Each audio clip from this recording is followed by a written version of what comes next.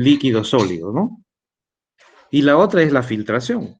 Te agitas todo el sistema y lo viertes al papel de filtro retenido por el embudo y de esa manera obtienes por un lado la solución y por otro lado tienes en este caso, la fase sólida, ¿correcto? Entonces serían las dos operaciones que podrías hacer para separar acá esta mezcla, entonces serían la decantación por un lado y la filtración, ¿no? Y ahora sí, ya separaste la solución de sal en agua. Tienes agua pura más sal disuelta. Ahora, si tuvieras ya este sistema homogéneo separado en un recipiente y ahora te interesa obtener la sal por un lado y el agua por otro lado, ¿cuál es el proceso de separación que practicarías? ¿Cuál sería, muchachos? Si me interesan los dos, sería la destilación.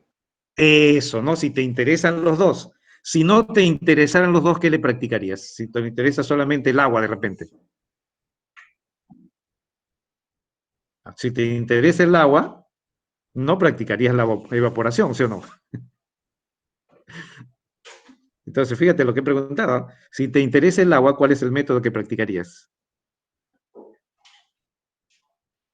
La la destilación. Si no te interesa el agua, entonces ahí practicas lo que has mencionado hace un rato, que sería la vaporización, ¿no? ¿Correcto? ¿Está claro, muchachos, ahí? Entonces, tengan cuidado, ¿no? Según el tipo de preguntas que se hace. Si interesa el agua en este sistema homogéneo que tienen agua y sal, si interesa el agua, le practicamos la destilación, porque la destilación ocurre vaporización y condensación del líquido que contenía la sal disuelta, ¿no? Y como se evapora el agua en ese proceso de destilación y condensación, entonces en el recipiente quedará la sal, ¿no? Como sólido. Pero si no interesa el agua, entonces practicas la vaporización y el agua se va como gas a la atmósfera, ¿no? ¿Está bien? Entonces, tener cuidado, muchachos, al momento que hay una pregunta. Bien, eso es por un lado como repaso de lo que es de sistemas, fases, sustancias, mezclas, ¿no? Y métodos de separación. Ahora, yendo al problema 50, a ver, veamos, nos quedamos en 47, ¿no? Ejercicio 47, a ver si seguimos. Como son de teoría, entonces, de la experiencia de Ernest Rutherford, el ejercicio 48, ¿no? Veamos ahora su material de estudio, dónde lo vi? Veamos el material de estudio.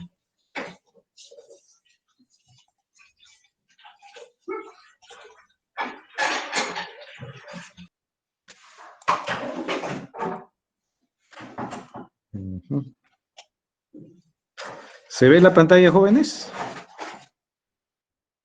José Luis. Sí, profe, se ve. Sí se ve, ¿no? Bien, Sí, entonces profe. pasemos al ejercicio 47. Quedamos en el 47, ¿no? 48 entonces. Entonces, si avanzamos el ejercicio 48 de la experiencia de Ernest Rutherford, dice, se dedujo lo siguiente. O sea, hay algo que es correcto, ¿no? O sea, tienen 5 propuestas. De esas 5 propuestas, una de ellas es la correcta, ¿no? Entonces dice, se dedujo lo siguiente respecto a la experiencia de Rutherford. ¿Cuál fue la experiencia de Rutherford? A ver, jóvenes, ¿recuerdan cuál fue la experiencia de Rutherford?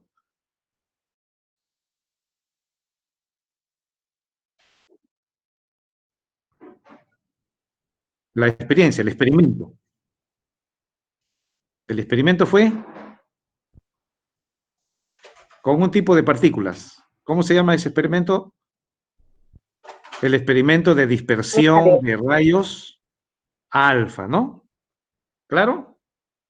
Entonces, la experiencia de Ernest Rutherford, entonces nos dice que es la experiencia de la dispersión de rayos alfa que permite comprobar que el átomo es en su mayor parte espacio vacío con un núcleo central alrededor del cual se mueven los electrones, ¿no? O sea, Rutherford con ese experimento de la dispersión de rayos alfa, entonces deja obsoleto al modelo de Thomson y dice el átomo es materia discontinua, ¿no? con mucho espacio vacío, pues la mayoría de rayos alfa atravesaban la lámina de oro.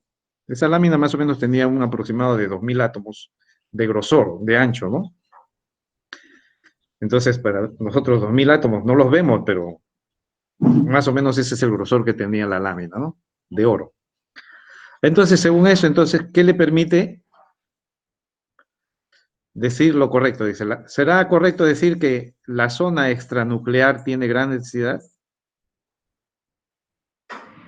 ¿Cuál fue el establecimiento de Rutherford en su modelo? Dijo, el átomo es en su mayor espacio vacío con un núcleo central de carga positiva que concentra casi toda la masa del átomo y alrededor del cual se mueven los electrones. Esa fue la conclusión de su modelo en base a la hipótesis que había planteado respecto al modelo de Thomson, ¿no? Que decía una esfera de carga positiva. Entonces, ¿la zona extranuclear tiene gran densidad? No, la que tiene gran densidad es el núcleo, por lo tanto, este enunciado es falso, ¿no? ¿Rutherford explicó los espectros continuos? No. Esto le criticaron, ¿quién? Los físicos clásicos le dijeron, oye, según tu modelo debería producir un espectro continuo de bandas si es que el electrón cae al núcleo por la atracción nuclear. Tu modelo debe producir un espectro continuo de bandas semejante a un arco iris de luz blanca solar con todas las posibles longitudes de onda. Pero no, la realidad explica que aparecen espectros de líneas y tu modelo no serviría para eso, ¿no?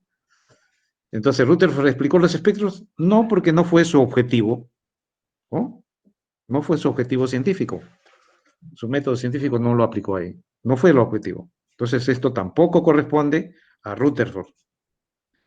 El núcleo atómico tiene una densidad muy alta. ¿Eso sería falso o verdadero? Verdadero.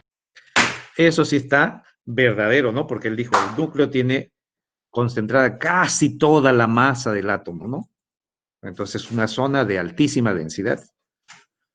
Entonces, esta es la propuesta correcta, ¿no? La respuesta correcta. Y después dice, las partículas alfa son muy pesadas. Eso no le interesó a Rutherford, si eran pesadas o no. No fue parte del modelo. Más bien los utilizó, sí, para contrarrestar al modelo de Thomson, ¿no? Los electrones poseen una masa muy pequeña. Eso tampoco fue su interés, ¿no? Entonces Rutherford descubrió el núcleo diciendo que es una zona muy pequeña que concentra casi toda la masa del átomo y tiene una gran densidad y alrededor del cual se mueven los electrones. No dijo cómo. Entonces, respuesta C para ese problema, 49. Primer enunciado es, dice, al realizar experimentos que lo llevaron a formular su modelo atómico, ¿es incorrecto decir respecto a Rutherford? Entonces, ¿qué sería lo incorrecto? ¿Sería correcto decir, bombardeó láminas muy delgadas de oro con rayos gamma? Falso. Eso es falso, ¿no? ¿Está bien? Entonces, eso es falso. Después dice, observó que la mayoría de partículas alfa atravesaban la lámina de oro con pequeñas desviaciones. Entonces, eso sí fue correcto, ¿no? Correcto. Y 3, concluyó que la mayor parte del átomo era un espacio vacío. También correcto. Entonces, lo correcto acá, ¿cuál sería la respuesta entonces correcta? ¿La alternativa correcta? Jóvenes. La, Muy bien, porque están preguntando sobre lo incorrecto. ¿Está bien? Están preguntando sobre lo incorrecto, ¿no? Entonces acá eso es lo que estaban preguntando, ¿no? Lo incorrecto. Entonces, por lo tanto, solamente queda la respuesta A como alternativa. ¿Estamos? Entonces, si seguimos avanzando, el ejercicio 50. Entonces, también ahí nos están diciendo, indique verdadero o señale como verdadero o falso respecto, bueno, en este caso a los modelos al modelo de Rutherford, ¿no? Dice en el 50, dice, señale como verdadero o falso las proposiciones siguientes. Rutherford descubrió los electrones al bombardear la lámina de oro con rayos alfa. ¿Eso es falso o verdadero? Entonces acá ponemos, le pondríamos una F, ¿está bien? Porque él descubrió los electrones. ¿Qué cosa descubrió? ¿Protones descubrió? Fotones. ¿Fotones? Es bueno que participen, jóvenes. Está muy bien esa participación, errada o correcta, pero está bien. Entonces, no son ni fotones ni protones. ¿Qué descubrió él? El núcleo atómico. ¿Claro? No confundirse. Cuando él hizo su experimento de partículas alfa, él todavía no había descubierto los protones. Eso fue en experimento posterior, en los experimentos de transmutación nuclear, ¿no? ¿Está bien? Entonces, por eso es bueno que ustedes repasen las diapositivas, los PPT que se les alcanza, y también repasen los PDF que se les da. ¿Está bien? Repasen eso. Siempre es bueno que ustedes vengan repasando antes de continuar una clase. Ya se aclaró entonces por qué es falso, ¿no? ¿Está bien? Después dice, Rutherford comprobó experimentalmente que el átomo es materia discontinua. Eso sí, fue cierto, ¿no? Porque en su átomo, cuando él establece su modelo, en su modelo dice, es en su mayor parte espacio vacío con un núcleo central, ¿no? ¿Está bien? Entonces al modelo de Rutherford le llaman modelo nuclear, ¿no? O modelo de la dispersión de rayos alfa también, ¿no? O sea, son nombres que ya aparecen por ahí, ¿no? Entonces este enunciado es correcto, ¿no? Demostró que el átomo es materia discontinua porque encontró muchos espacios vacíos, ¿no? Que permitían que la mayoría de rayos alfa atraviese la lámina de pan de oro con facilidad, ¿no?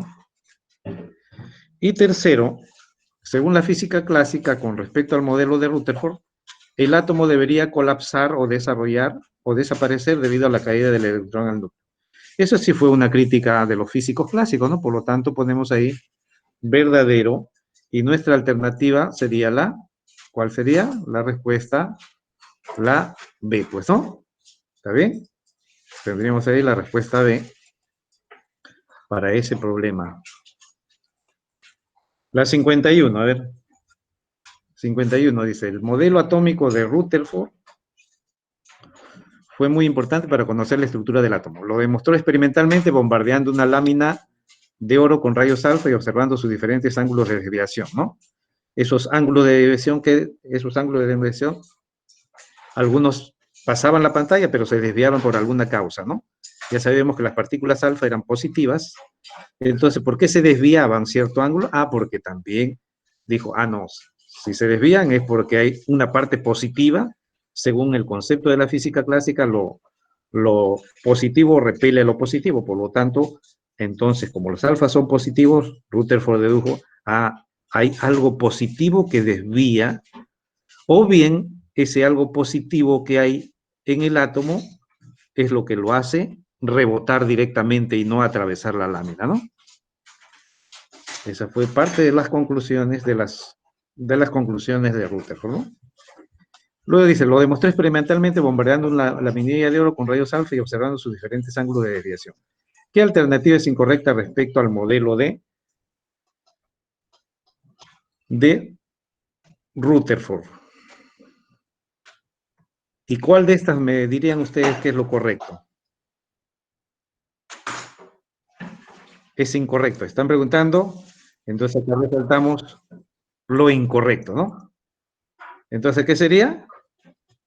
La, la B para algunos. ¿Hay otra respuesta? La A, profe. La A. ¿Otra respuesta? ¿Hay otra alternativa de respuesta, muchachos? No, La B ¿no? nomás. La B. Entonces, ¿se dan cuenta que estaban partiéndose las respuestas entre la A y la B? Están igual, ¿ah? Están 50-50. ¿Quién define? ¿Alguien una participación adicional? ¿La A o la B?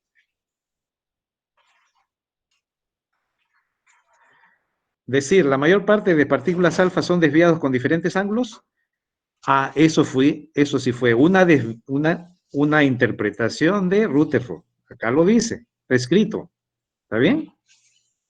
Entonces eso es, el B es verdadero y acá el incorrecto sería, en todo caso, la alternativa A, ¿no? Esa sería la incorrecta, ¿no? Pues después todo lo demás está bien, ¿no? Está bien. 52. El 52 ya, ¿cómo sería el primer enunciado? 52. Entonces, con esto estamos reforzando lo que son las teorías de modelos y aparte el último modelo que habíamos visto era el modelo de Bohr. Entonces acá, ¿qué dirían respecto al primer enunciado? ¿Verdadero o falso? Entonces, ¿qué le ponemos? Una F. ¿Verdad? ¿Solamente es aplicable para el átomo de hidrógeno, así como está? ¿Por qué sería falso?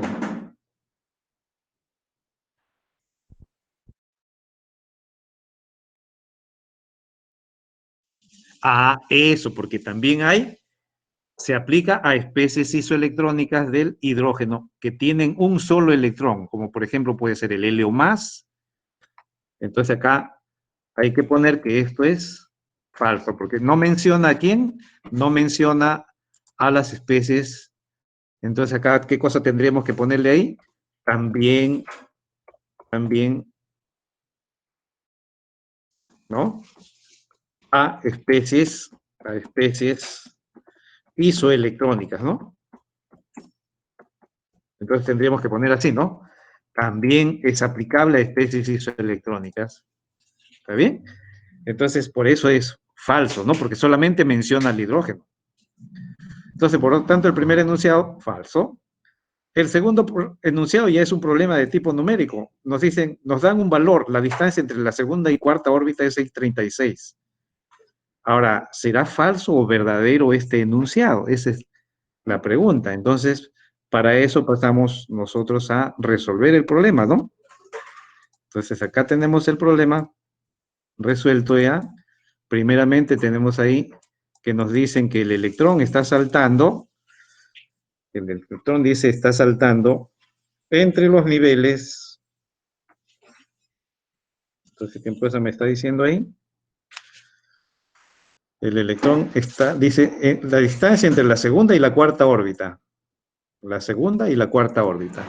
La segunda órbita es cuando el número cuántico principal vale 2. El nivel estacionario de energía órbita es la que corresponde al nivel 2.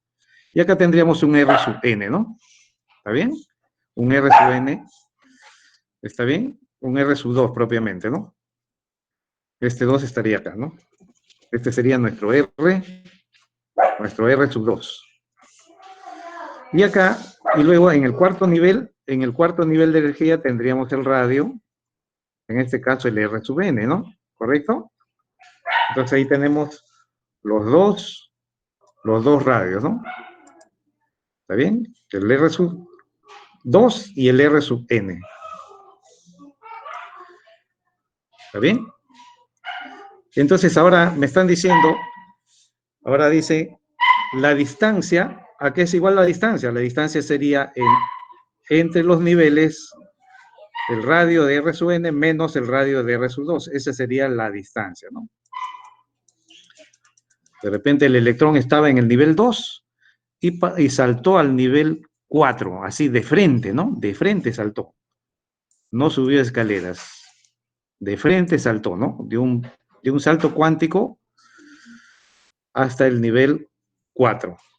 Y ahora, ¿qué cosa tenemos ahí? Que la distancia que nos están preguntando es R sub n menos R sub 2 igual a 6,36 angstrom. ¿Este valor será falso o verdadero? Para eso, ¿qué conocemos? Para eso conocemos nosotros, según los postulados de Bohr, que el radio de la órbita en cada nivel estacionario es igual a sub 0 n al cuadrado. ¿Correcto?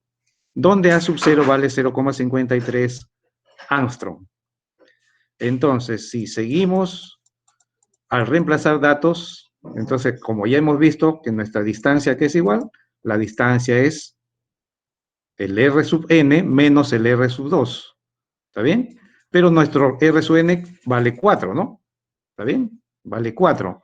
Entonces ya tenemos el n definido ahí. ¿Está bien? Entonces tenemos este R sub 4 menos R sub 2 y de esta manera tendríamos 0,53 por 4 al cuadrado menos 0,53 por 2 al cuadrado y eso nos queda 12A sub 0, que es igual a 6,36 Armstrong cuando reemplazamos A sub 0 por 0,53. Por lo tanto, ese enunciado es verdadero, ¿no? ¿Está bien? Luego el último enunciado que nos dice, el último enunciado nos dice, un electrón tiene mayor velocidad en las órbitas más alejadas del núcleo. ¿Será falso o verdadero? Entonces también en su separata, en su PPT que les hemos mostrado y que lo tienen en el aula virtual, ahí tenemos la expresión de la velocidad.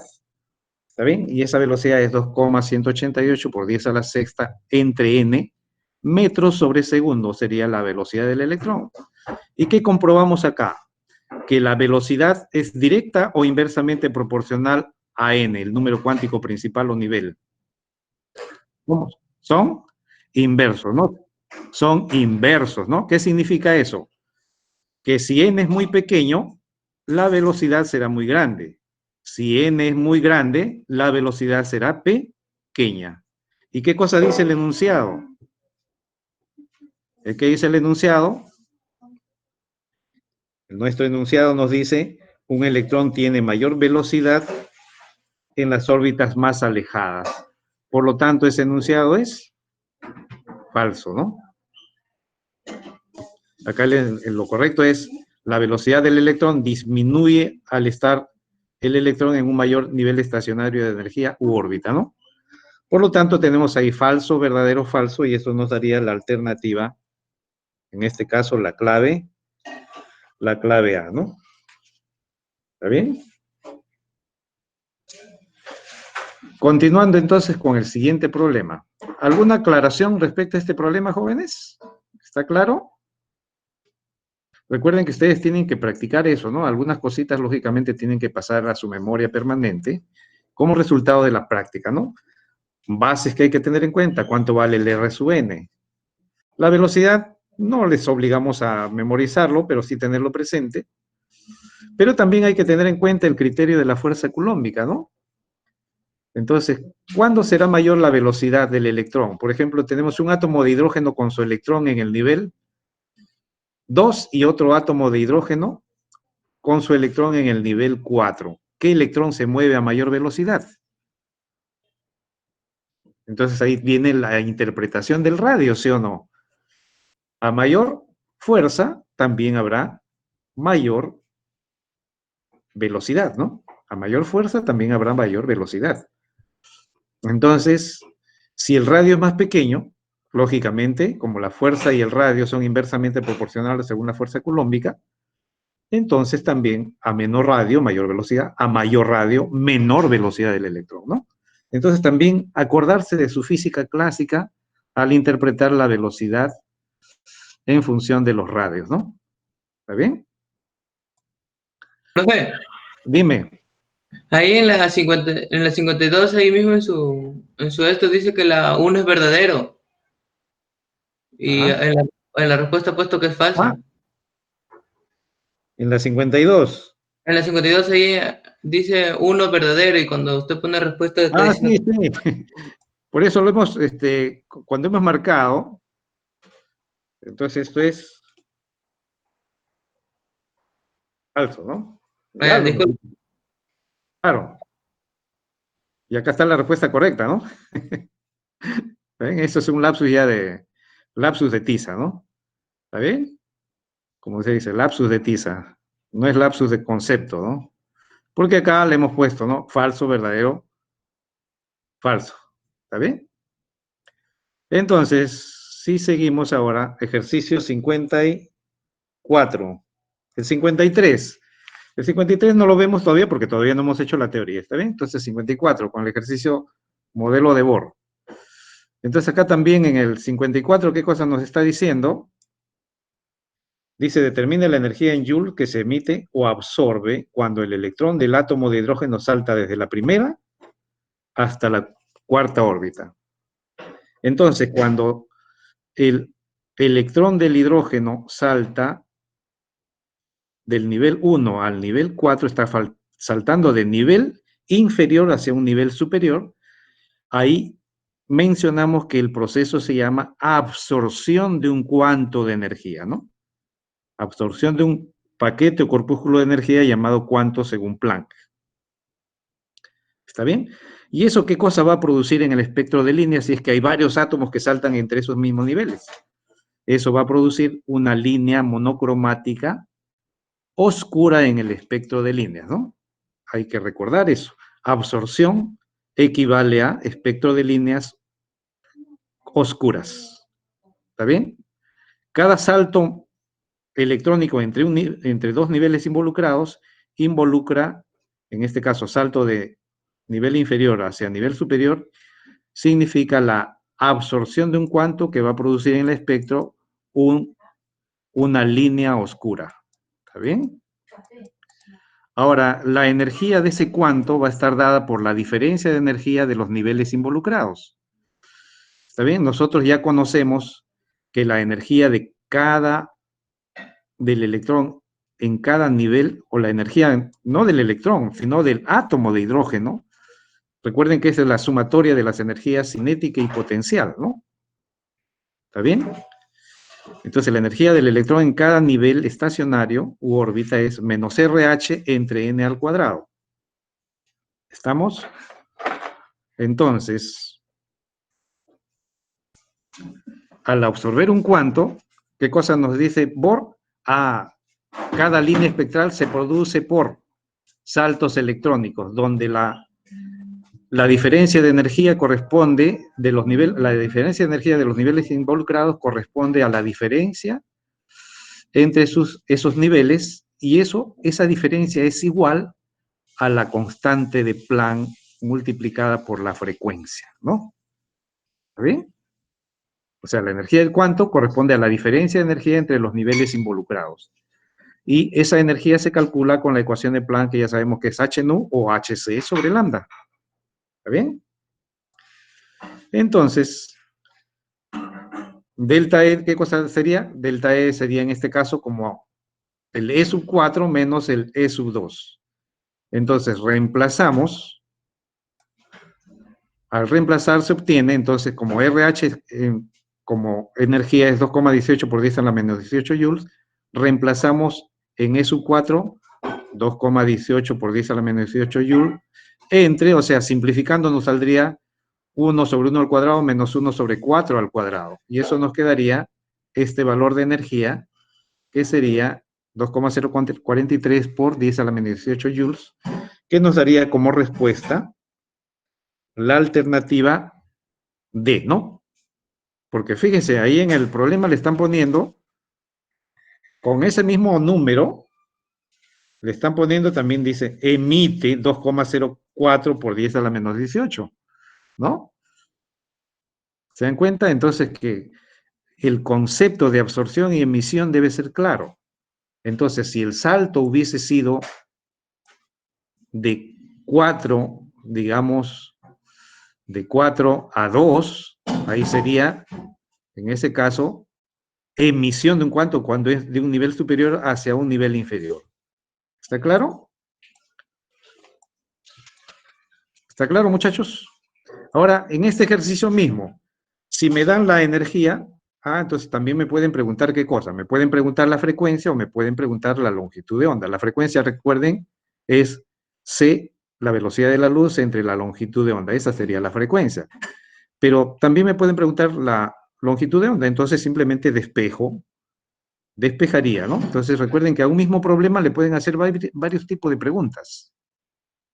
¿Está bien? Dice acá como nota lo que decíamos, como absorción de un cuanto, como esa absorción de un cuanto se producirá una línea monocromática oscura en el espectro discontinuo del átomo de hidrógeno, correspondiente a la tercera línea de la serie de Lyman. Y en la serie de Lyman, ¿dónde vale? el N1, el menor valor de N es 1. Entonces, cada vez que se involucra el número cuántico principal u órbita 1, entonces estamos hablando de la serie espectral de Lyman. ¿Y por qué decimos que es la tercera línea? Ah, porque la primera línea sería cuando N1 salta a N2, ¿no? A N igual 2. La segunda línea cuando el electrón salta de 1 al nivel 3. Y la tercera línea es cuando el electrón salta del nivel 1 al nivel 4. ¿Claro? Entonces, siempre la primera línea involucra los niveles de energía más cercanos entre sí, ¿no? ¿Está bien? Entonces, eso es ampliando los conceptos respecto a cómo se relacionan las líneas, los saltos electrónicos, con el espectro de líneas, ¿no? Y lo correspondiente a cada serie espectral, serie de Lyman, ¿no? ¿Está bien? Donde el n menor vale 1. O sea, puede haber varias preguntas, ¿no? Porque también en enunciado de verdadero o falso les pueden poner a este salto electrónico corresponde a la segunda línea de Lyman. ¿Eso sería falso o verdadero? Sería falso, pues no, porque estamos viendo de que está involucrada la tercera línea al, al pasar el electrón del nivel 1 al nivel 4 directamente, ¿no? Entonces, a mayor diferencia de los, ¿qué más hay que tener en cuenta? Que a mayor diferencia entre los niveles involucrados en una serie espectral, habrá también mayor energía, ¿no? Entonces, por ejemplo, la serie de Lyman, ¿qué más nos da? Que todas sus radiaciones caen en el rango espectral ultravioleta, que tiene bastante energía, ¿no? Pero la primera línea, que sería el salto entre 1 y 2, sería un ultravioleta pequeño, una pequeña bolita, digamos, ¿no? De repente, cuando el electrón salta de 1 a 3, sería el segundo fotón, pero ese fotón sería más grande en energía, ¿no? Más grande. Y el tercer fotón sería, el tercer cuanto, sería de mayor energía que los dos anteriores, ¿no? Porque hay mayor diferencia de los niveles involucrados. Aclarando eso, entonces, respecto al modelo de Bohr, ¿no? Después pasamos al ejercicio, estamos en el 52, ¿no?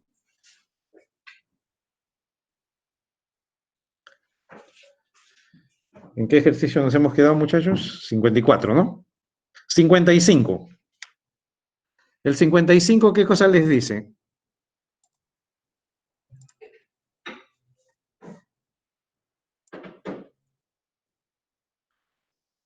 55. Entonces, entonces acá era la C, pues, ¿no? Para este problema. No la C, no la D. La D. ¿Está bien? Entonces la D es la respuesta ahí. En la 55. Esto lo hemos respondido hace un ratito, ¿no? Ahí también ya tiene que ver, ¿no? ¿A quién se aplica el modelo de Bohr? Acá la pregunta es, ¿a quién no se puede aplicar el modelo de Bohr? Y sería ¿a quién se aplica? A especies isoelectrónicas del hidrógeno. Al hidrógeno y a sus especies isoelectrónicas como el helio más, litio 2 más, berilio 3 más. ¿Por qué? Porque esos cuatro, tienen un solo electrón en la nube electrónica, ¿no? O en la órbita de Bohr, podemos decir así, ¿no? Entonces, por lo tanto, ¿a quién no le aplicamos? A átomos que tienen más de un electrón o a especies químicas que tienen más de un electrón. Por lo tanto, acá la respuesta correcta sería la E, pues, ¿no? Y luego la 56, que también es algo parecido y hace un ratito también le hemos resuelto prácticamente. Dice, identifique la especie química que en su primera línea de emisión desde su estado basal. ¿A qué le llamamos estado basal? ¿Cuándo hablamos de estado basal? Cuando el electrón del hidrógeno o de una especie isoelectrónica se encuentra, como dice su compañero, en el nivel 1 o en la órbita 1, ¿correcto? A eso le llamamos estado basal. Ahora, si el electrón se encuentra ya en un nivel diferente al estado basal, decimos, ¿quién es el que se excita? ¿El electrón o el átomo? Ah, ahí está mal, pues. Claro, porque el que se excita es el átomo. ¿Por qué se excita el átomo? Porque recibe energía. ¿De dónde? Del exterior, pues, ¿no? ¿Sí o no? Como resultado de esa excitación, el electrón salta. ¿Está bien? ¿Claro, muchachos? Entonces ustedes de repente en algún problema mal redactado van a encontrar ese enunciado, ¿no? Dice, se excita el electrón, ¿no? Y no es así. El que se excita es, como conjunto, es el átomo. ¿Está bien? El átomo porque absorbió energía, el átomo se desexcita porque emite energía. El átomo se excita cuando gana energía. ¿Está bien? Y se desexcita cuando salta de un nivel superior a uno inferior, pierde energía.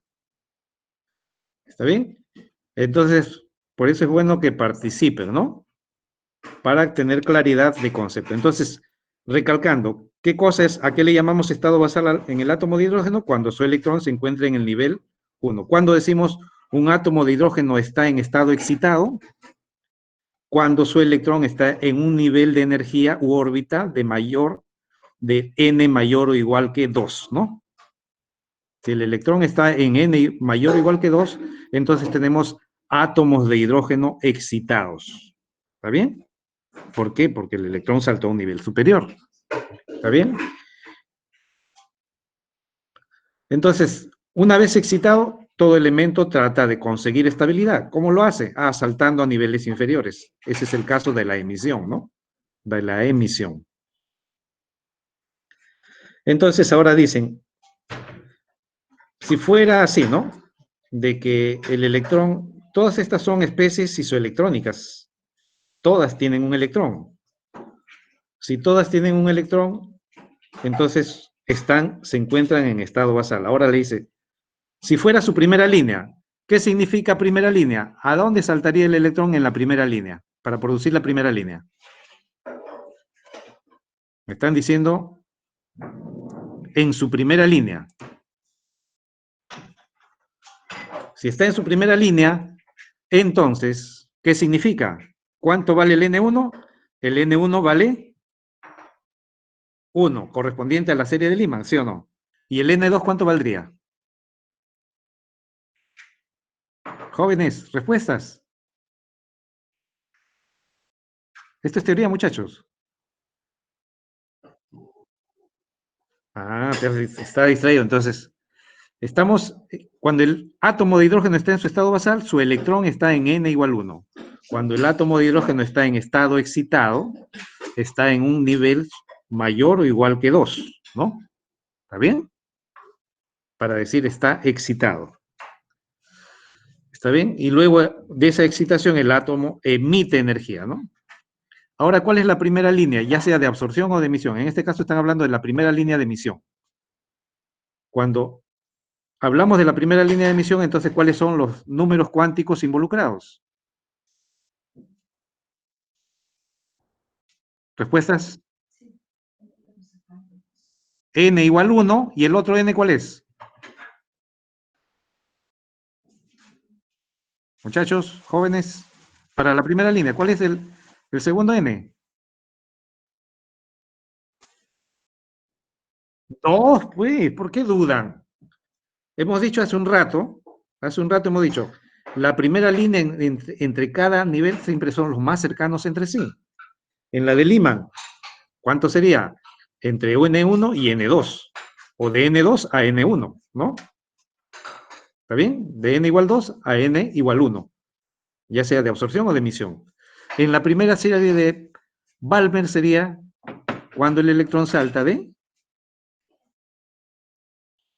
en su primera línea, la de Balmer sería cuando el electrón salta de 2 a 3, que sería absorción, o cuando el electrón salta de 3 a 2, que sería de absorción. ¿Correcto? Esa sería la primera línea. ¿Está bien? Entonces, la primera línea en cada serie espectral es la que corresponde a los dos niveles iniciales, ¿no? Entonces, acá, en base a esa primera línea, la pregunta es, ¿qué especie química tiene la mayor longitud de onda? ¿Está bien? Tiene la onda más, dice la longitud de onda más pequeña. ¿Qué cosa significa la longitud de onda más pequeña? ¿Ah? ¿Qué significa esta palabrita, la longitud de onda más pequeña? ¿Mm? Mayor energía. Eso, ¿no? Recuerden que la ecuación de Planck, ¿qué cosa dice? E igual, escriban, ¿no? E igual a hc sobre lambda, ¿no?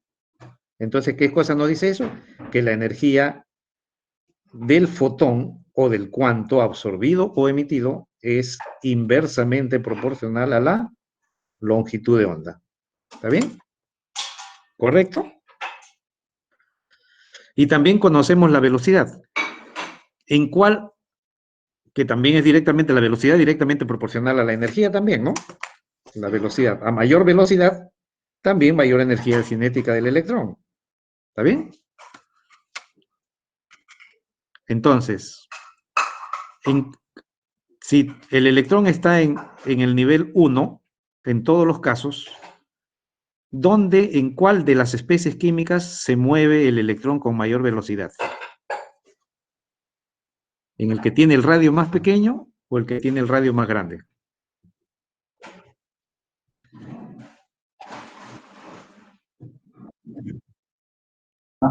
Menos pequeño. Ah, ya corrigieron, ¿no? Muy bien, se dieron cuenta, ¿no?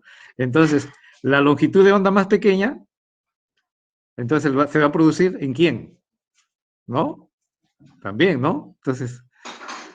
Entonces, ¿dónde se va a mover el electrón con mayor velocidad? Se va a mover en aquel que tiene el radio más pequeño, ¿no? Porque recuerden la ley de Coulomb, ¿qué cosa nos dice? La fuerza de Coulomb es inversamente proporcional al radio. Si el radio es más pequeño, la fuerza coulombica va a ser mayor.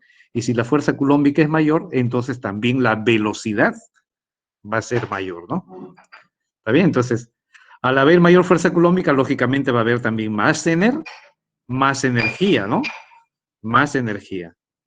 Por lo tanto, a mayor energía, entonces le corresponde la menor longitud de onda, ¿no? Porque eso es lo que dice la ecuación de Planck, ¿no?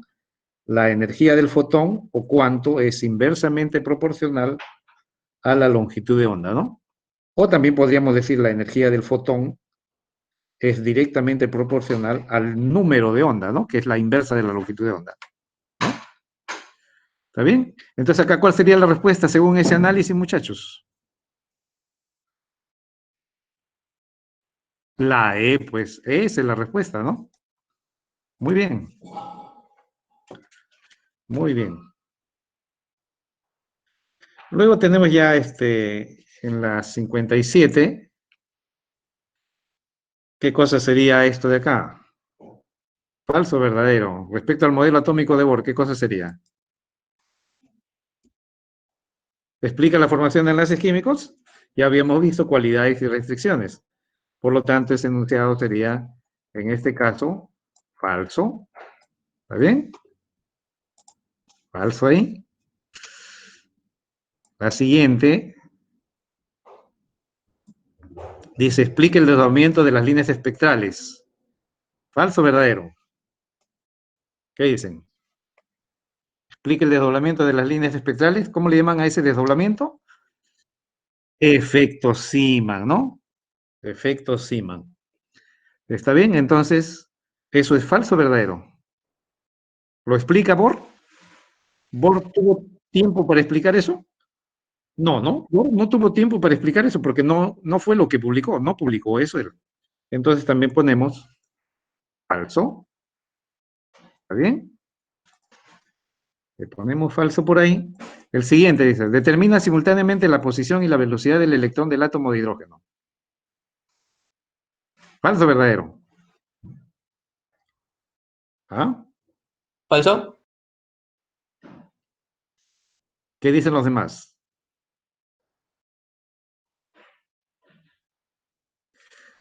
Ya, si tienen dudas ahí, vemos a la siguiente. Explica los espectros de línea de átomos multielectrónicos, o sea, de átomos con más de un electrón. Eso es falso, ¿no? Y entonces ahí van quedando también ya seguros de que no es, ¿no? Falso. Y después dice, explica la fórmula de los compuestos. Falso, verdadero. Falso, porque él no hizo reacciones químicas, pues, ¿no? No hizo reacciones químicas como si las había hecho Dalton, ¿no? Falso, entonces acá, ¿cuál es la conclusión entonces? Ah, que hay veces también esto da, los problemas de opción múltiple también le dan la opción de aplicar descartes, ¿no? ¿Sí o no? Y por lo tanto, el enunciado correcto, esto de acá sería verdad, verdadero, ¿no? Verdadero, ¿no? Eso lo determina cuando Bohr, eso lo determina en su segundo postulado, ¿no? El segundo postulado, ¿qué cosa les dice? A ver, acá lo tienen, ¿ah? Acá está el enunciado del segundo postulado de Bohr, dice. Solo son posibles las órbitas o niveles estacionarios de energía en que el momento angular del electrón alrededor del núcleo, o sea, el L que tienen en el PPT, es igual, ese L es MBR sub n, ¿no? A este MBR sub n, la multiplicación de la masa del electrón por la velocidad del electrón y por el radio de la órbita, eso le llaman el momento angular, ¿no? Es un múltiplo entero de h sobre 2pi. Entonces, ¿qué hace Bohr con este postulado? Bohr con este postulado prácticamente determina simultáneamente la posición del electrón dada por el radio y además también determina la velocidad, ¿no? La velocidad también la determina, ¿está bien? Haya la velocidad de él, ¿no? Y además, determina la posición casualmente dada y fijada por el radio de la órbita, ¿no? Y eso actualmente se contradice con quién? Actualmente esto se contradice con la teoría moderna del átomo, el llamado principio de incertidumbre de Heisenberg, que nos dice que solamente se puede hacer una medición, no dos. Si uno la mides, el otro se hace incierto o improbable, ¿no? De que lo puedas medir. Entonces, para este problema la clave es la C, ¿no? Lo correcto, ¿no? Lo correcto es la C. ¿Está bien? La 58 es teoría. 58. 58, ¿cuál sería tu respuesta? La D. Muy bien, correcto. No es una contribución del modelo de Bohr el hecho de predecir la existencia de sus niveles de energía. Eso ya lo dijo más adelante, ¿quién? Sommerfeld, al decir y plantear que también existen subniveles de energía y por eso también aparece el desdoblamiento de líneas al utilizar espectroscopios de mayor poder de resolución, ¿no? Está bien, eso ya lo hizo Sommerfeld, como cuestión de tipo histórico. Y Sommerfeld, ¿qué dice? No solamente hay órbitas circulares, dice, hay órbitas también elípticas que corresponden a los subniveles. Y es que Sommerfeld hay el segundo número cuántico, ¿no? Casualmente el número cuántico azimutal o secundario llamado número cuántico de momento angular, ¿no? 59. Ese sí es problema de cálculo, ¿no?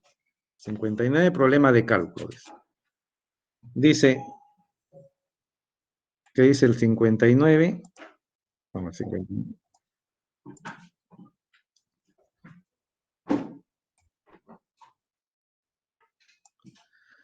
59 dice, el átomo de hidrógeno realiza una transición electrónica desde el cierto nivel n al segundo nivel. N al segundo nivel, ¿de qué serie espectral me están hablando?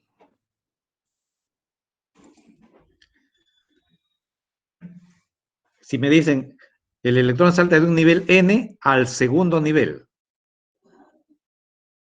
Valmer. Entonces, cada vez que n vale 2, entonces acá me están diciendo n vale 2. Y si n vale 2, entonces están hablando de qué serie? La serie de Balmer, ¿no? La región visible. Recuerden que solamente hay 4 líneas visibles en la serie de Balmer, ¿no?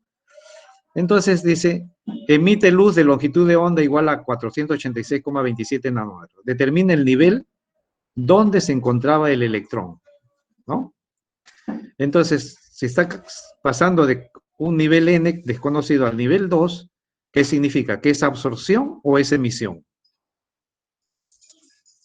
Porque no me dice, acá me dice realiza una transición electrónica, pero no me dice si es absorción o emisión, ¿sí o no? Entonces ahora la pregunta es, ¿esa transición electrónica a qué corresponde? ¿A una absorción o a una emisión?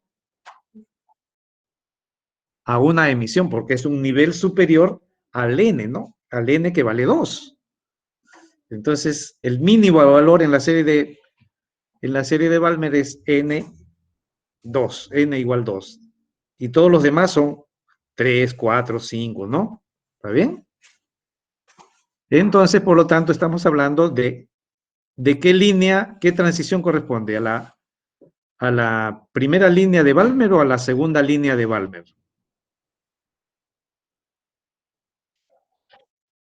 Segunda línea, ¿no? Porque la primera línea sería de 3 a 2, la segunda línea de 4 a 2, la tercera línea, entonces, será de 5 a 2, ¿no? Entonces, ahora hay que saber a qué línea corresponde, ¿no? O sea, todavía no sabemos cuál es el n. Si este n nos dará lo correspondiente a la segunda línea, tercera línea o la cuarta línea. ¿Cuál? Entonces, para eso nos ponemos a calcular, pues, ¿no? ¿Está bien? Tenemos los datos ya, nos dice que la longitud de onda vale 400, ese es lo que vale la longitud de onda. Entonces, con eso ya nosotros podemos, entonces, pasar a resolver el problema en base a esos datos, ¿no? Ya sabemos que es de emisión. ¿Está bien? Entonces, como el salto es del electrón del nivel n superior hacia un nivel inferior 2, se emite un cuanto de energía correspondiente a la segunda línea brillante de la serie de Balmer, ¿no? ¿Está bien? A la serie de Balmer. Entonces tenemos, ¿de dónde saltó? Ese n lo desconocemos. ¿A dónde llegó? Al nivel 2. Por lo tanto, emisión de un fotón. ¿Eso qué producirá? Una línea brillante, ¿no? De emisión. Una línea brillante. ¿Qué hacemos? Calculamos, pues. Entonces hay dos maneras de calcular cuánto vale ese n. Uno es sabiendo los delta E, ¿no? Sabiendo los delta E. Acá tienen una expresión general que la pueden aplicar a cualquier fotón, ya sea de absorción o emisión, porque siempre medimos valores positivos. Entonces el N1 siempre va a ser menor que el N2 cuando lo apliquen. ¿Está bien? Si gustan, lo anotan ahí. ¿Está bien? Esa sería una manera de cómo resolver, hallar el N aplicando los valores de energía según Bohr. ¿Está bien? Según Bohr. Este es el RH, pues, ¿no? El RH como energía. Y ahí también le podemos hallar la longitud de onda. Si queremos, despejamos HC y luego invertimos la longitud de onda y tenemos el valor. Esa sería la manera. Entonces, como ya nos dan el valor de la energía, entonces acá, está bien, nos dan la longitud de onda, podemos reemplazar ese valor y despejamos y hallamos el n sub 2. Pero hay una expresión más simple para hacerlo, ¿no? ¿Está bien? Entonces, si nos dan la longitud de onda, este valor de 486, esto se convierte, haciendo conversión de unidades, se convierte pues en esos valores, digamos, ¿no? ¿Está bien? Se convierte en esto. Entonces, 486,7 por 10 a la menos 7 centímetros. Y luego reemplazamos en la ecuación de Rydberg. 1 sobre 486 igual a la constante Rydberg. Esto hay que recordar, R sub H, a veces generalmente se les da, ¿no? 109.678 centímetros a la menos 1 por 1 sobre 2 al cuadrado menos 1 sobre n sub 2 al cuadrado. El n sub 2 o el n sub i o el n sub f, a veces le ponen, siempre va a ser mayor que el primero, ¿no? ¿Está bien? para que salgan valores positivos. Entonces acá la respuesta, el N2 sale 4, por lo tanto la línea espectral era la segunda línea de, en este caso de Balmer, ¿no? ¿Estamos? Eso hubiese sido entonces la respuesta. Entonces tenían dos maneras para trabajar. Pero la solución la hemos dado en función de la ecuación de Rydberg, la ecuación empírica de Rydberg, que Bohr demostró con sus postulados, ¿no? Y le dio sentido físico a N1 y N2 de la ecuación de Rydberg. Bien, y creo que por último, un problema último que tenemos, a ver si seguimos, porque está un poco desordenado eso, ¿no? Por ejemplo, sería el ejercicio 63. El 63 de su separata, ¿no? Entonces acá, en el ejercicio 63, ¿qué cosa nos dice, no? Entonces acá hay 61, es la teoría que todavía no vemos. 62, tampoco. 63 sí corresponde a Bohr. ¿Está bien? Entonces acá el ejercicio 63 también en estado fundamental es tanto, en el nivel 5 es tanto. Esos son los datos, ¿no? Esos son los datos. Dice, la energía del electrón del átomo de hidrógeno en estado fundamental es 2,18 por 10 a la menos 18 joules. Y la del electrón excitado en el, acá, por eso es lo que les decía, ¿no? Y la del átomo excitado con su electrón en n igual 5, es lo que debería decir, ¿no? Entonces acá hay un error de redacción, pues, ¿no? El electrón excitado, no es el electrón excitado, el átomo de hidrógeno excitado con su electrón en el nivel n igual 5. Es lo que le decía, hay veces con la redacción, ¿no? No se excita el electrón, el que se excita es el átomo. Entonces, recibió una energía, entonces el electrón subió al nivel. Entonces decimos el átomo de hidrógeno ya no está en su estado basal, está en un estado excitado, porque su electrón saltó al nivel 5. Y me está preguntando cuál es la frecuencia. Entonces, ¿qué hemos dicho? Que el delta E es la energía del cuanto, o en la energía del fotón, que en este caso sería el E sub 5, E sub 5 menos el E sub 1, ¿no? Porque me está diciendo fundamental. Estado basal o fundamental es lo mismo. Ah, entonces acá le remarcamos también, ¿no? ¿Qué hemos dicho cuando es estado basal? Cuando el electrón del átomo de hidrógeno se encuentra en n igual 1, ¿no? ¿Está bien? Pero también hay otro término sinónimo para decir estado basal es lo mismo que decir estado fundamental. Y otro término adicional es decir, se encuentra en estado de mínima energía o en estado de máxima estabilidad. ¿Correcto? Esos son todos los nombres que puede haber para decir estado basal. Estado basal, estado de mínima energía o estado más estable, o también el otro, estado fundamental. ¿Claro, muchachos? Entonces hay que ser claro con los términos que se emplean en la redacción. Hay que entenderlos todos y los sinónimos también. Entonces acá, si queremos hallar la frecuencia, ¿qué cosa nos dice Bohr? Que la energía del cuanto corresponde a la diferencia de niveles involucrados y esa diferencia de energía es igual a la ecuación de Planck. O sea, en otras palabras, igual a H nu, donde nu es la frecuencia, ¿no? Entonces, sabiendo estos valores de energía, entonces simplemente practicamos nuestra solución, ¿está bien? Para ese último problema, ¿no? ¿Está bien?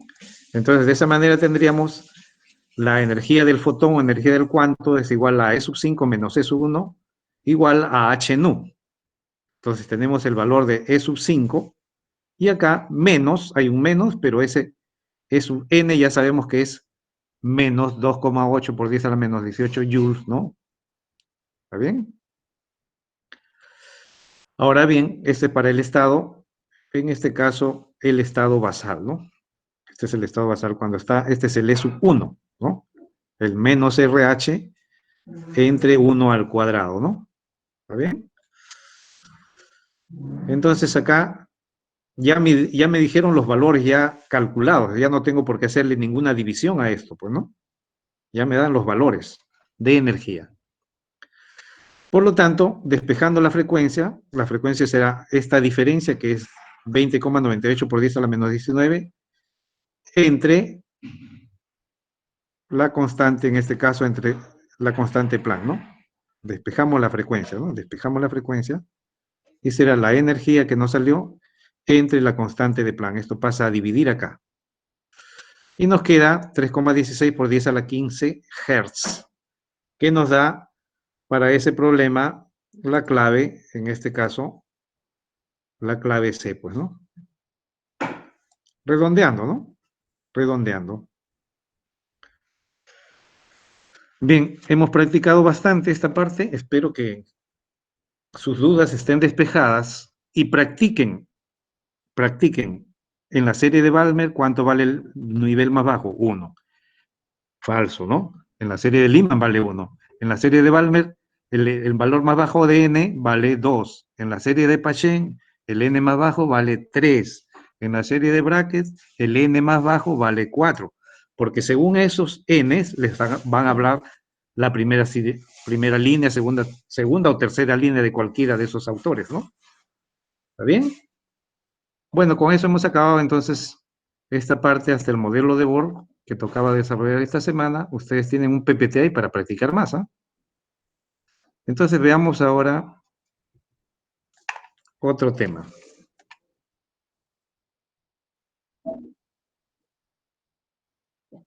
Yo no les he dicho nada todavía.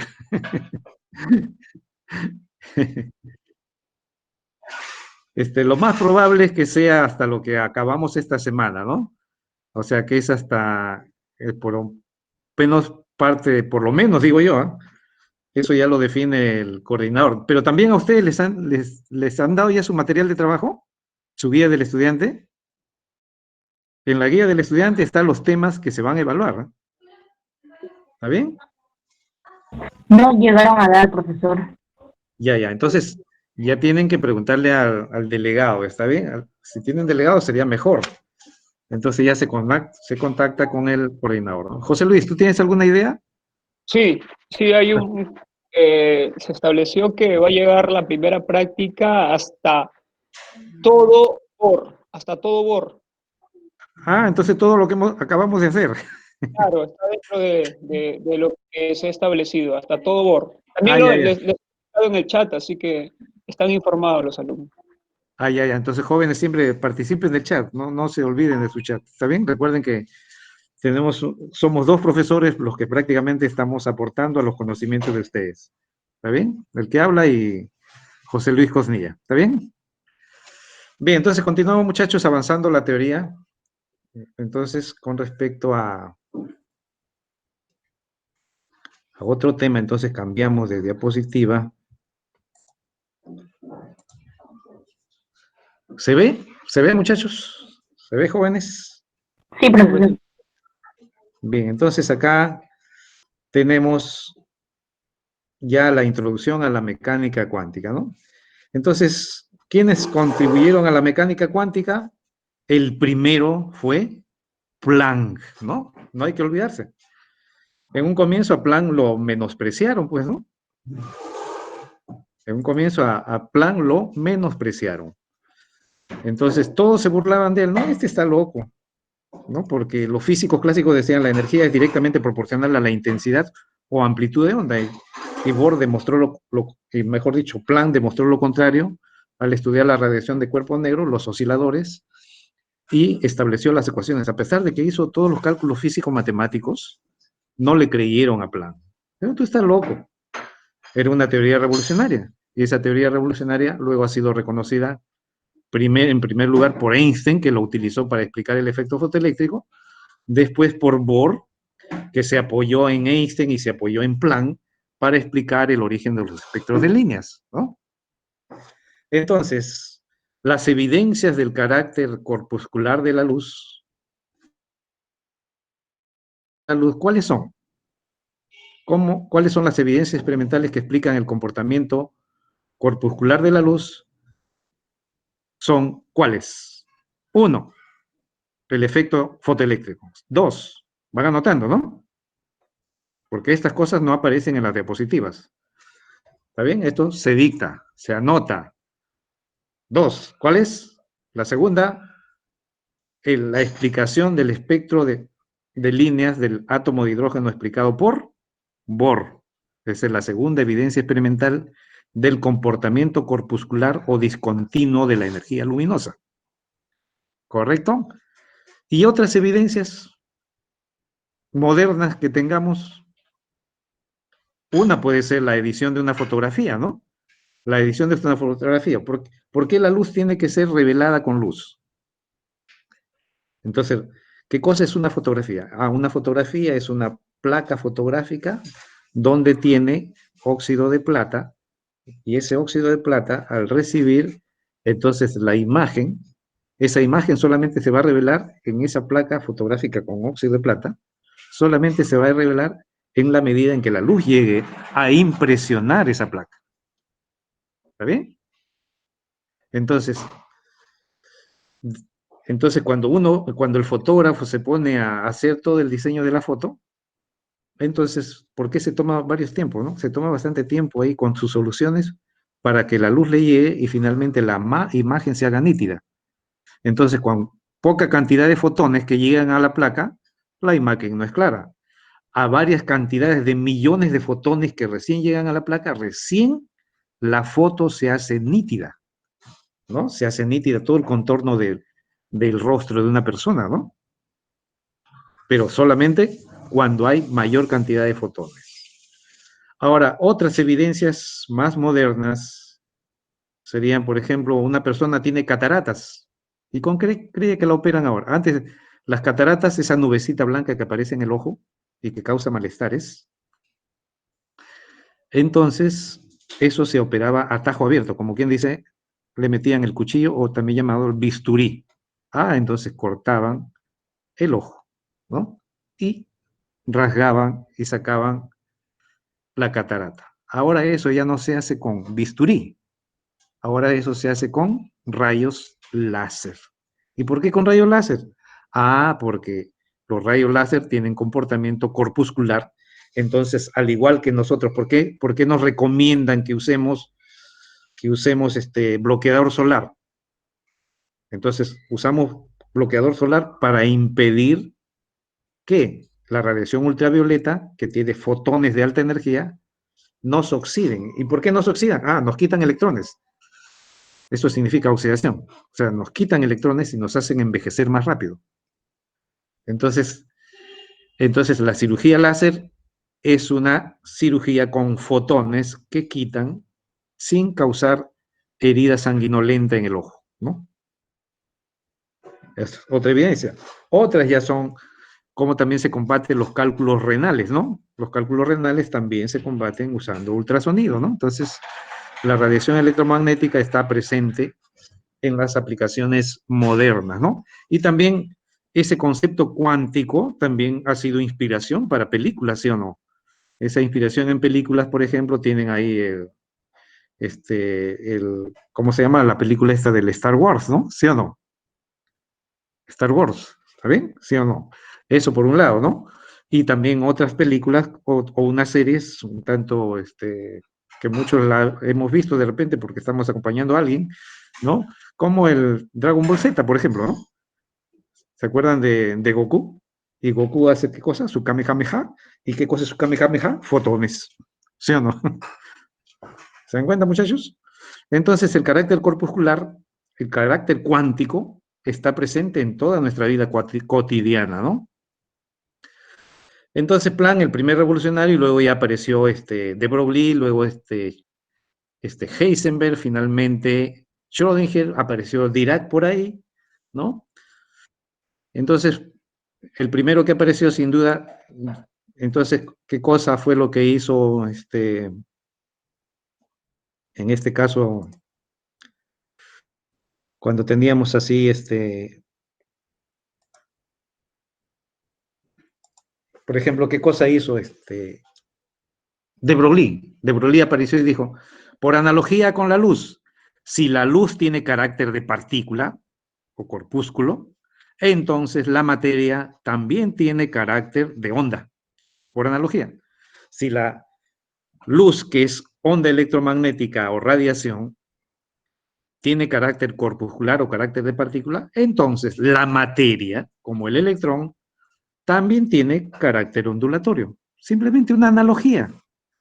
¿Y qué cosa ustedes hagan? Por ejemplo, ustedes igualen. E igual a mc, la energía del fotón, según Einstein, es mc cuadrado. Y según Planck, la energía del fotón es hc sobre lambda.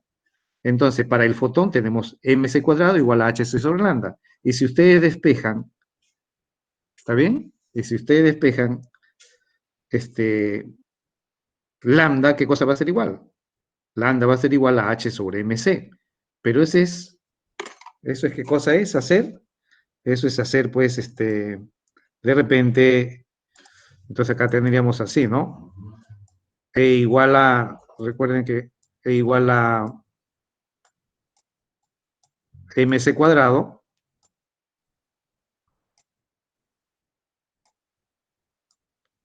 y eso es igual a ¿quién?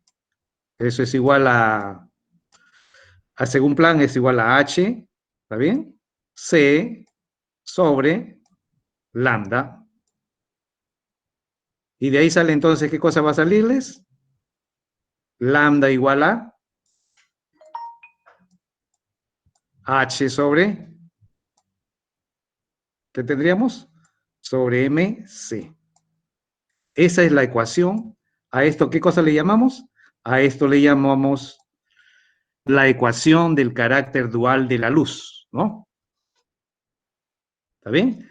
Y esta ecuación del carácter dual de la luz, pues, por analogía con la luz, si la luz tiene este comportamiento, donde lambda es el carácter de onda y m el carácter de corpúsculo, no siendo una masa absoluta, ¿no? Simplemente es un equivalente en masa, pero el fotón no tiene masa, ¿no? Porque habíamos dicho por qué no tiene masa, porque no se debía, la luz no se debía por el campo magnético a condiciones ordinarias, ¿no? ¿Está bien? Entonces, de Broglie, ¿qué cosa dijo?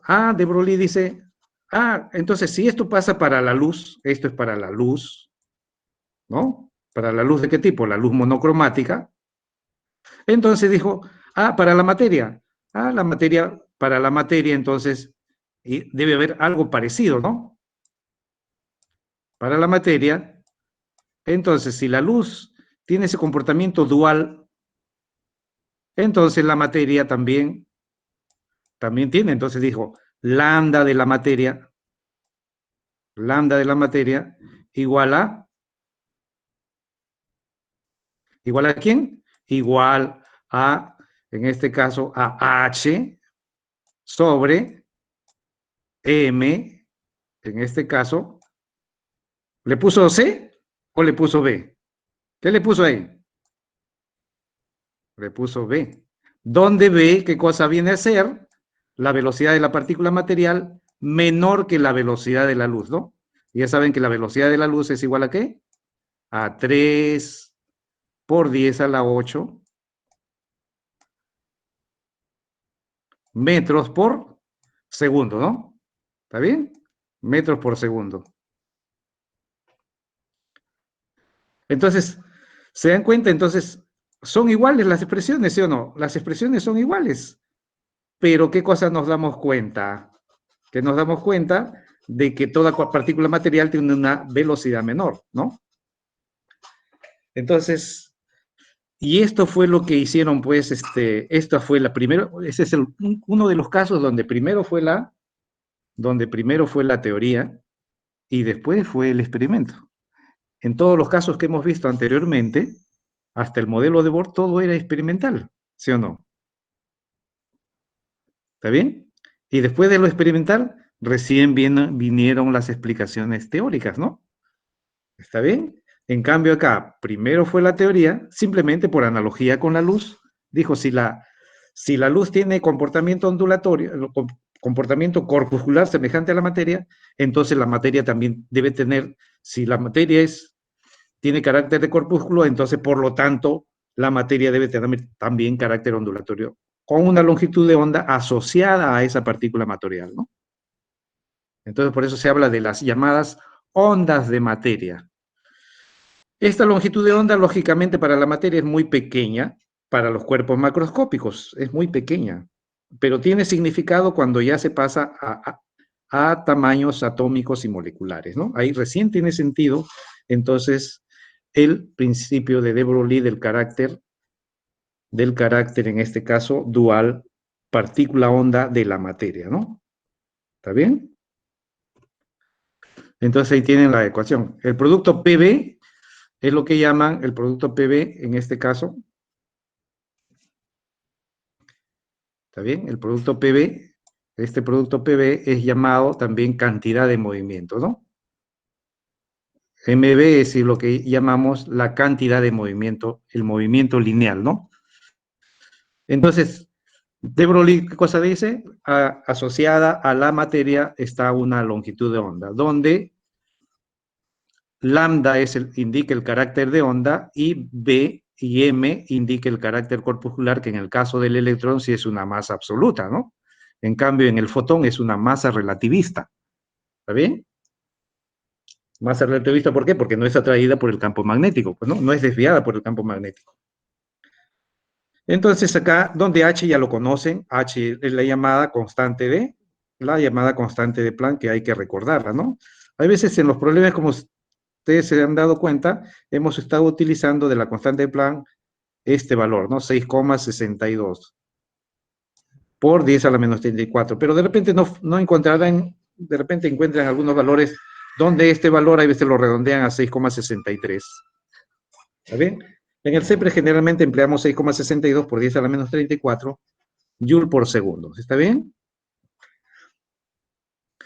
Ahora, ¿quiénes hicieron el experimento? Otros físicos, Davison y Germer, pues, ¿no? Davison y Germer, entonces llegaron a demostrar, basándose también en los experimentos que se conocía para la luz. ¿Qué decían los físicos respecto a la luz?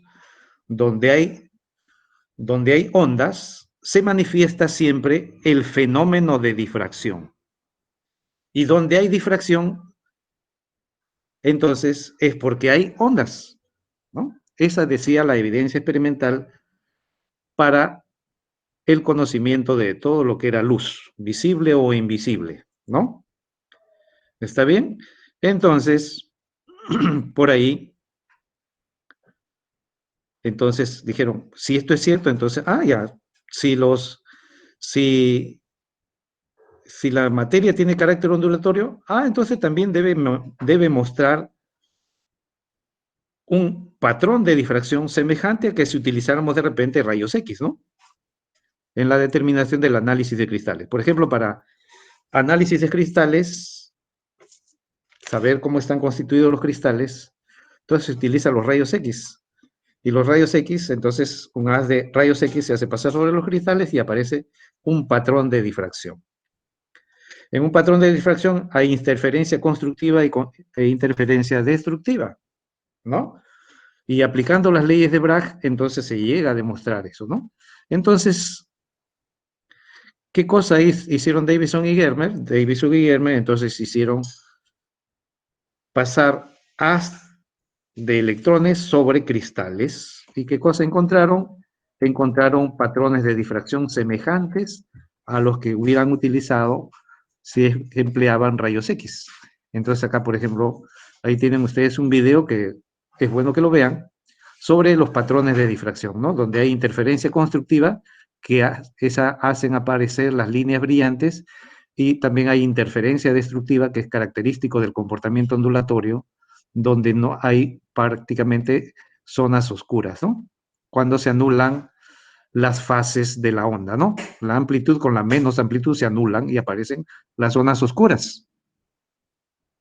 Entonces, Davison y Germer hallaron que la longitud de onda de los electrones era aproximadamente igual a la longitud de onda de los rayos X, y con eso demostraron que la teoría supuesta por de Broglie sí es cierta, ¿no? Le dieron validez a la ley, a la hipótesis de Broglie. ¿Está bien? Y gracias a eso, ahora se tiene el microscopio de barrido electrónico que permite determinar diferentes formas de la materia, ¿no? Eso permite, gracias a ese conocimiento, se hizo el espectro, el refractómetro, entonces, de difracción, y eso permite determinar formas moleculares, los insectos, o sea, es posible hacer mediciones extraordinarias que antes no era posible solamente utilizando los espectroscopios, podemos decir así, de tipo luminoso nada más, ¿no? Entonces, según esto, por ejemplo, ahora acá tenemos esto que tenemos acá, esto es lo que llamamos el segundo postulado de Bohr, ¿no? Ese es el segundo postulado de Bohr. Ahora, la teoría de Broglie le da validez. El segundo postulado de Bohr. ¿Está bien? Ese es el segundo postulado de Bohr. ¿Está bien?